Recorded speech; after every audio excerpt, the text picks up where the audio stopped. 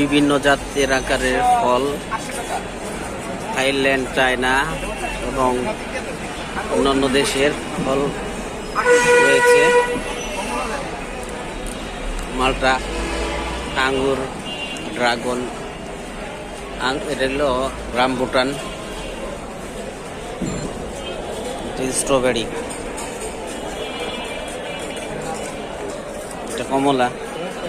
কমলা খুবই মিষ্টি এবং রস ভরা, টসটসা, খুবই মিষ্টি যুক্ত খাবার। এই ফল তো আমরা সবাই চিনি, এটা আমাদের আপেল। অস্ট্রেলিয়া আপেলগুলা খুবই সুস্বাদু এবং মজাদার, কচকচা হয়। এটা হলো আনার, এটা দেশি আনার।